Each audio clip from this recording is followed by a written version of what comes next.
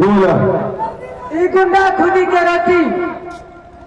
नारियल के टुकड़ा में पानी ला अच्छा गोरा भरसार में खाली है अच्छे जाए ओकरे समरे ले पकड़ा की कहला ई गुंडा खुदी के रोटी है अच्छा और नारियल के टुकड़ा में पानी अच्छा अच्छा भरसार में बैठ के खाली है ओमरे समरे चल जाइए ठीक खिलाओ मंत्री साहब लिया करा दियो गुंडा खुदी के रोटी और नारियल के टुकड़ा में पानी दियो घर शहर में जाके बैठा दियो मेरे खेत पे हम तो भागल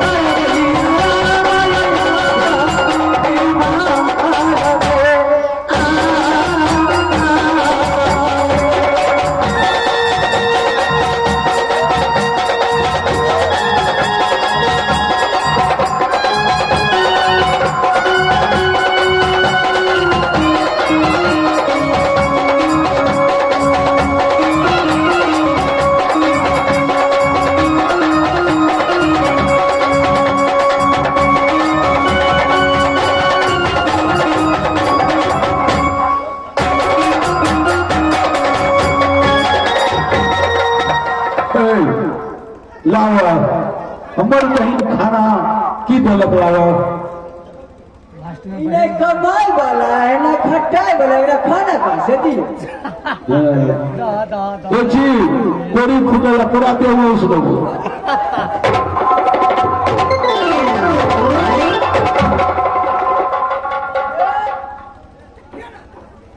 रे चुलवा हमरा का सबसे लेफ्ट दलका रे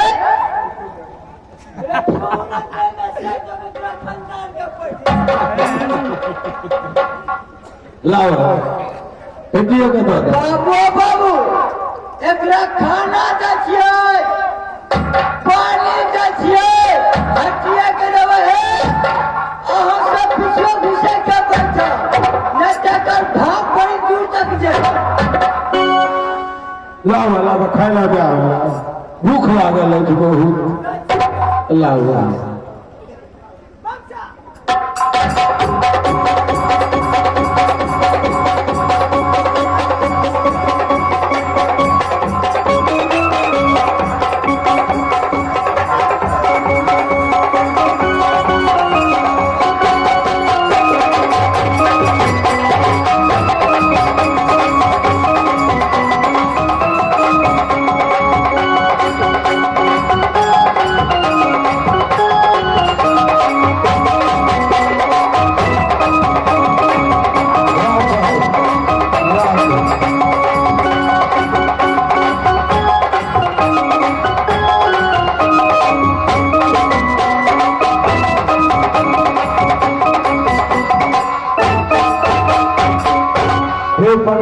आए बहिन हमार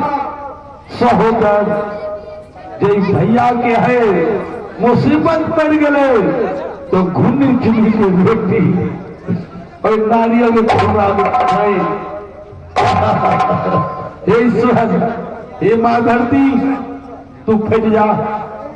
और इस सामान हम सौंप दै छी जय दिन हमरा समय हाथ तो तोरा तो मंगवे समय से दोगी है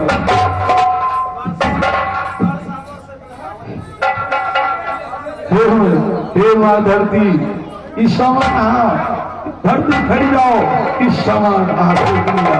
इस सामान से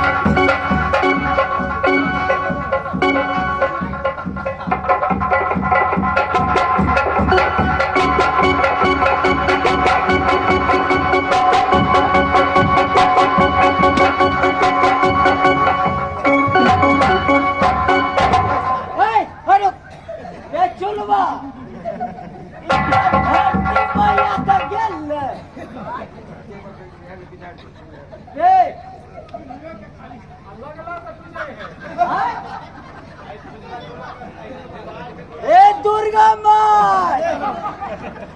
नीचे नीचे रहिए मगर चुलवा के कोई ले नहीं जाए।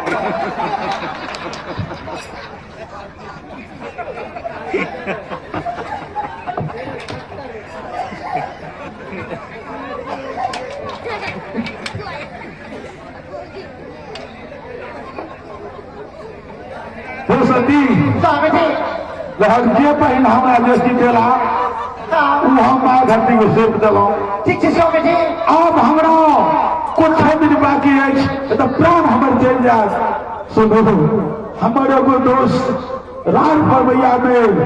गणिनाथ देवता हमर दोस्त अछि, तकरे तू हमरा दोस्त सब मिला दे। अहाँ तऽ हमरा सबके बड़ा बात कहै छियै, तखन अहाँके सहोदर बहिन नहि चिन्हलक, दोस्त के कहै छै, दोस्त कहै छी ना।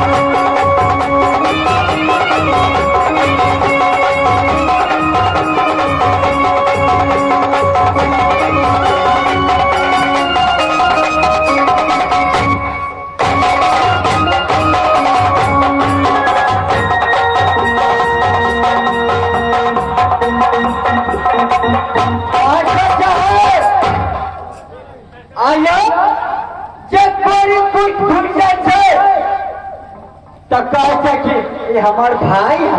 चाहे हमार घर वाली घर वाली काम कर गए ना, द्वारे कि अपना अपना पति के केवल में तुम भाषा तुम कंजन नहीं करवे, द्वारे कि देख लियो कि कंजन हो जाए के कि हम कहली तो बाप रे देह में दे सके तो सबसे हमरा चुलचुली पड़ गई। आने के चलिए अपने राजा से तो राजा बन के रहो, अपने सरकार से सरकार बन के रहो, अपने देवता से देवता बन के रहो। सब दीनानाथ चाहिए सांप के कोड़ा से देख फोड़ डलता है और आशीर्वाद में ले के हे भैया ध्यान दे भैया कि बुजुर्ग आदमी के एहन मुसीबत में क्या डाल दिए।